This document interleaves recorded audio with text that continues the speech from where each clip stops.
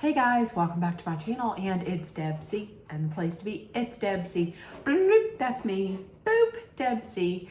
Hey guys, happy Wednesday, and I hope everybody's having a great day.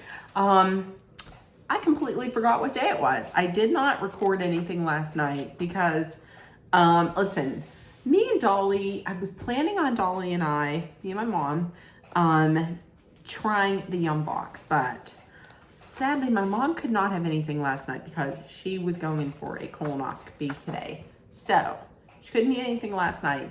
So we're going to do that probably tomorrow. So I took the night off last night, but listen, I did watch Real Housewives of Salt Lake City. So we are going to jump into it right now. There was a lot going on in this, especially at the end.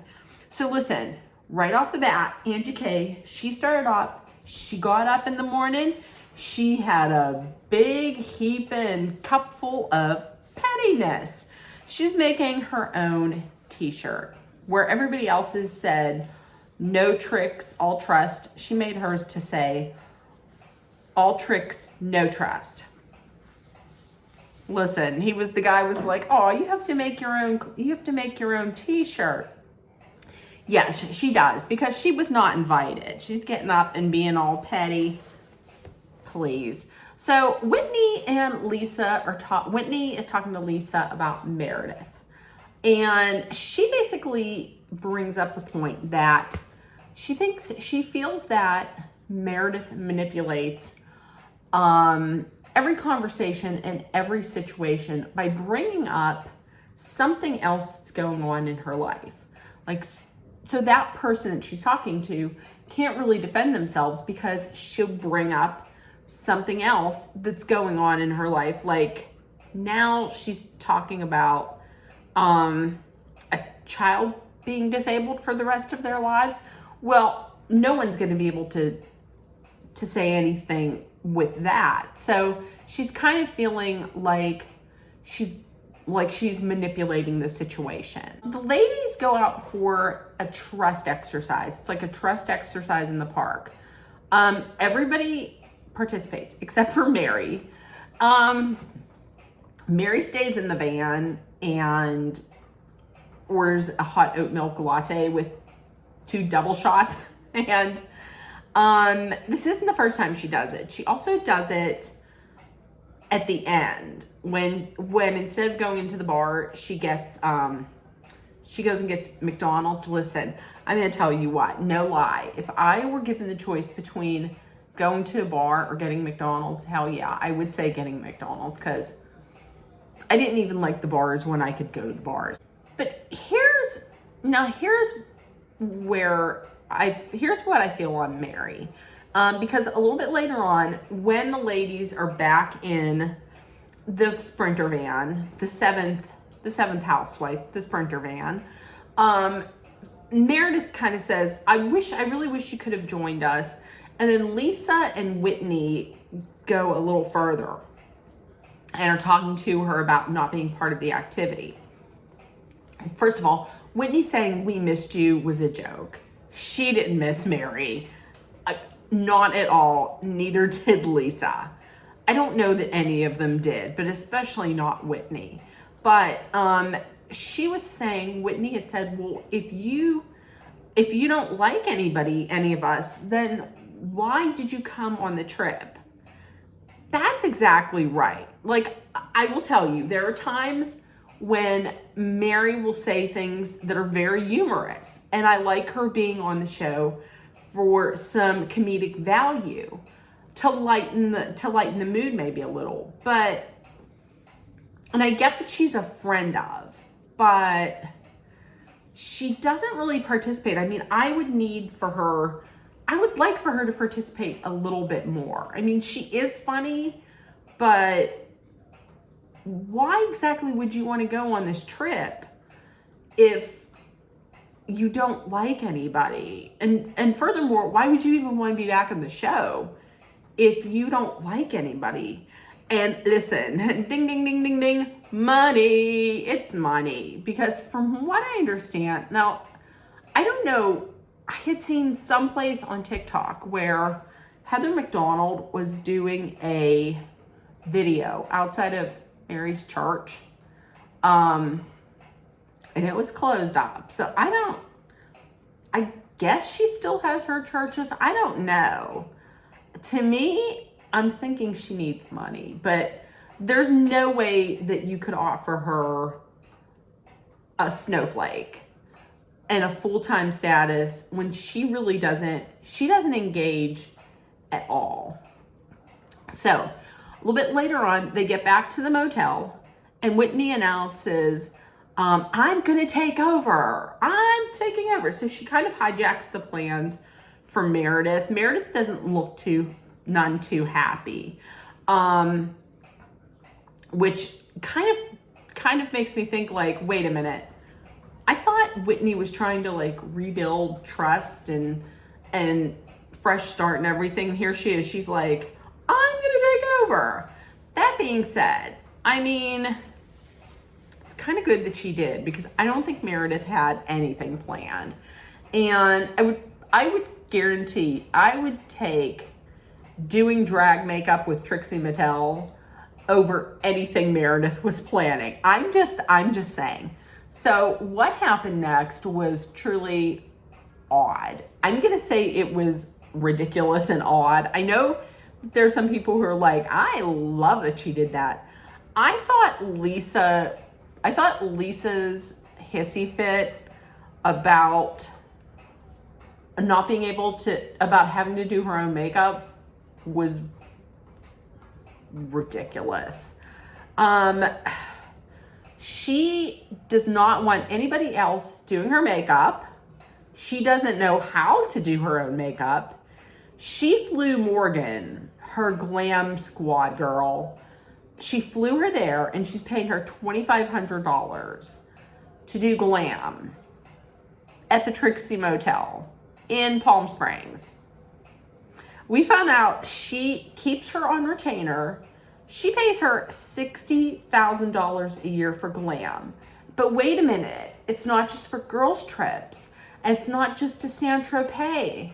She uses her for when she goes to the grocery store.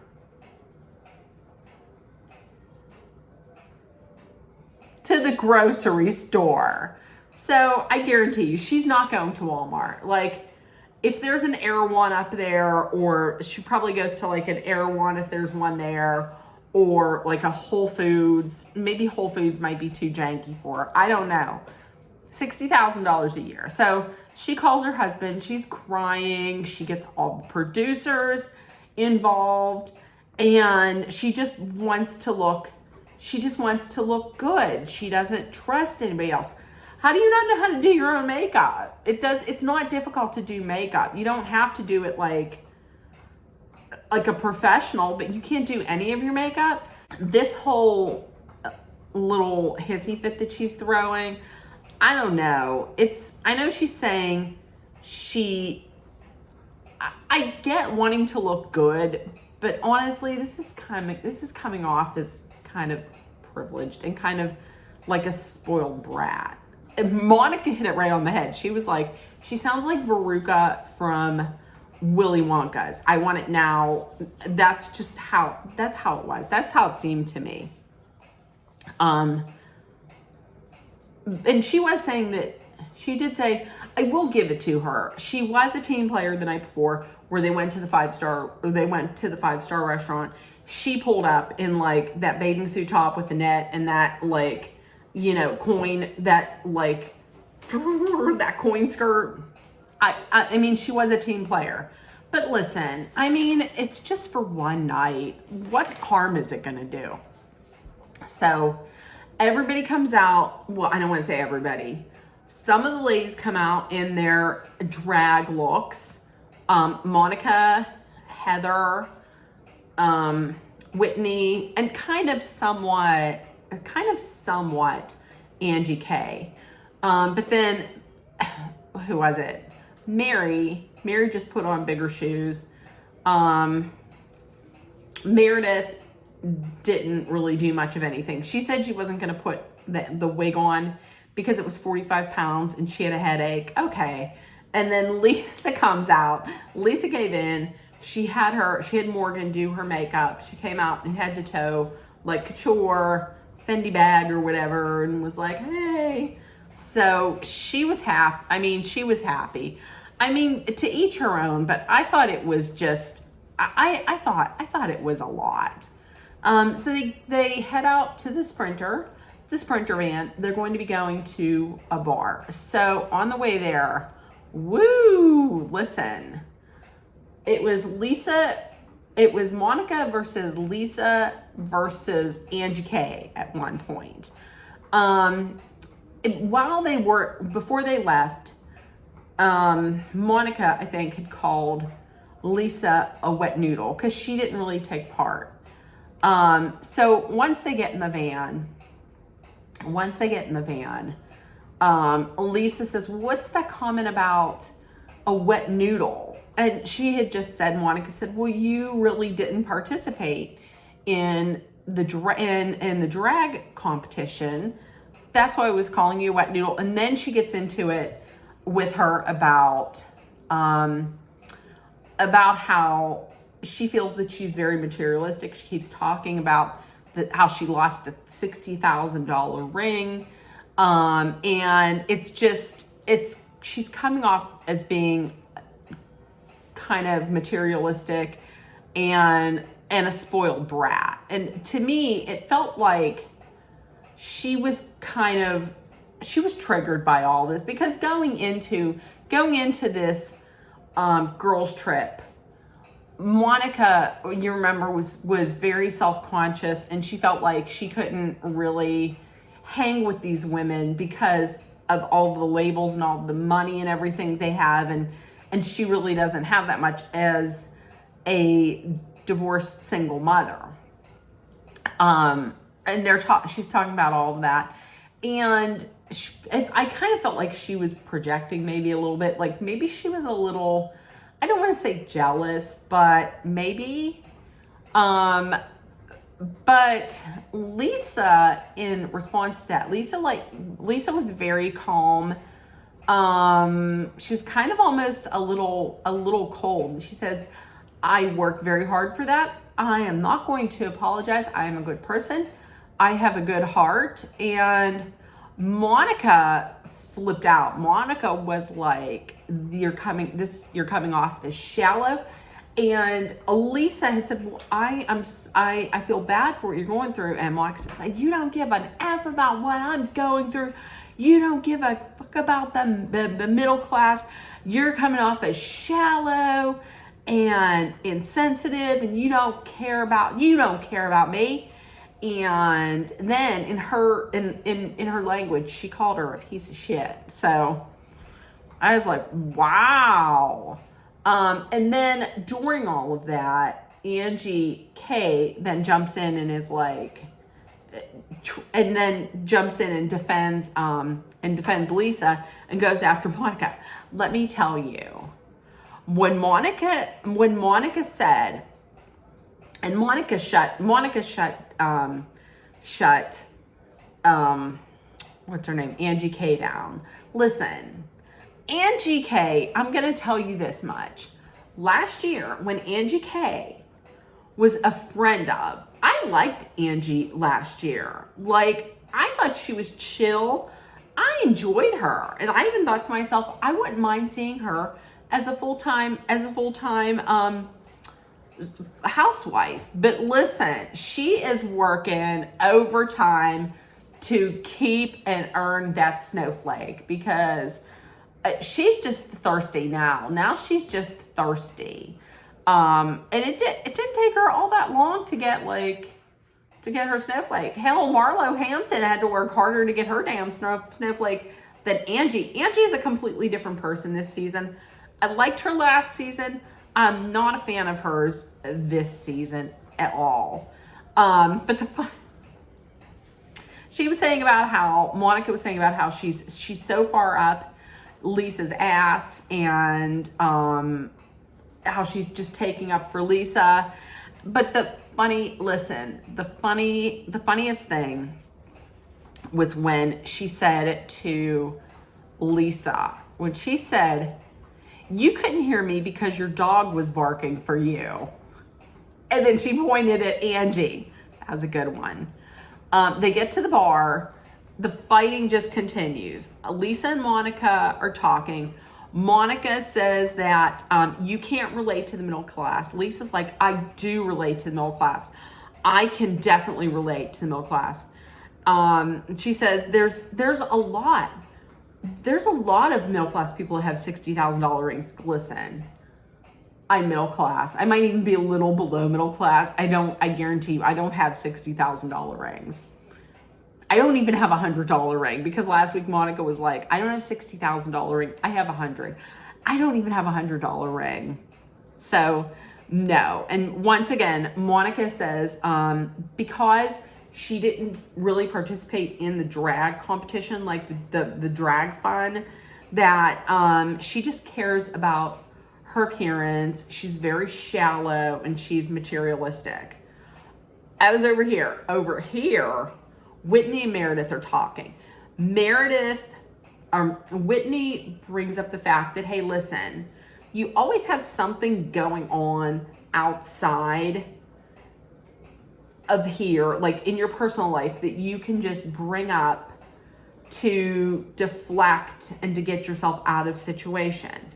And she mentions like this kid.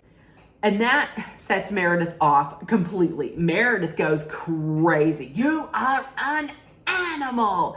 There's children who are going to be disabled for their lives. You are a monster. You're terrible.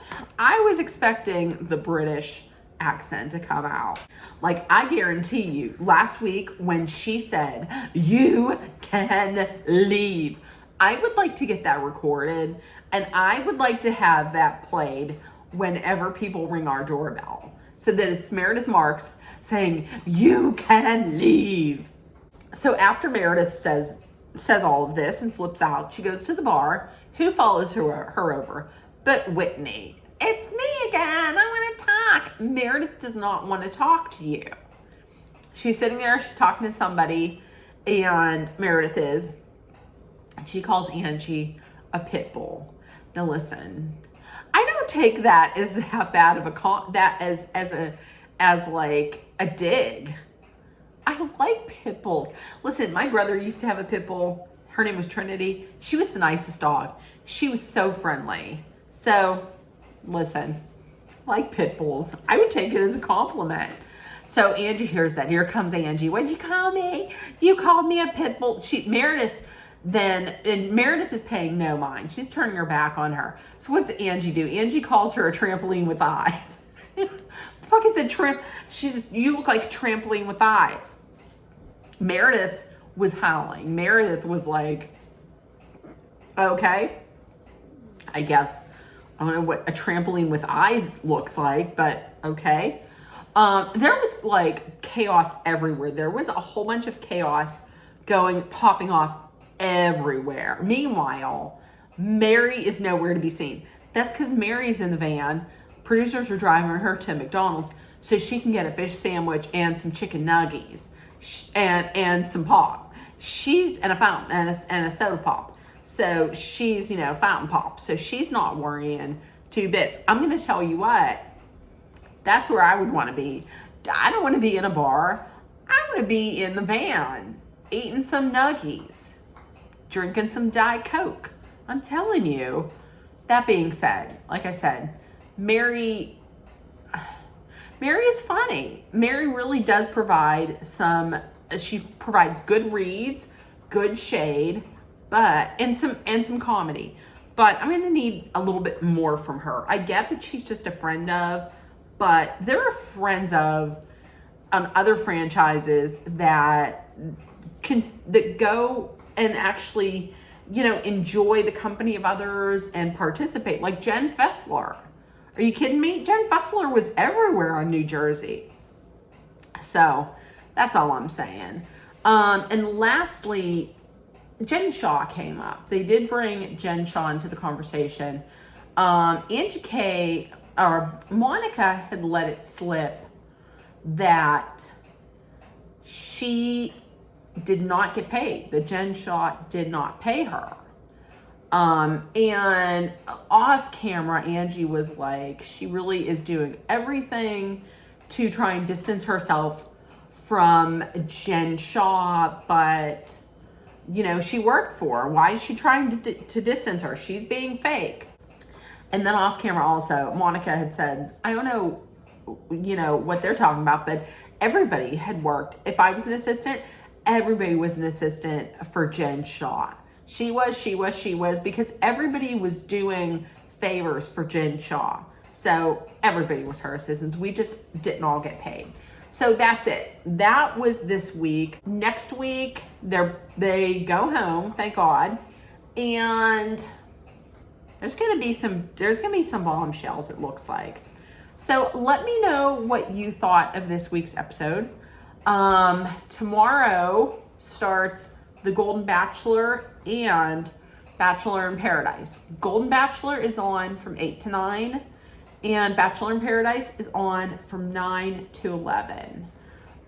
So I will put out The Golden Bachelor on Thursday, and I will put out my recap and rant on Bachelor in Paradise on Saturday. And then tomorrow, we're going to be filming the Yum Box, and that will be out tomorrow. So let me know in the comments, what did you think? What do you think? Who's your favorite? What are your thoughts on all of the drama? And if nobody told you yet today, I love you. You are loved, seen, and heard. Please make sure that you put love, kindness, compassion, acceptance, hope, and positivity out there, and understanding. Please take care of one another and stay safe no matter where you're at. And I love you, and I will see you guys tomorrow. Bye, guys.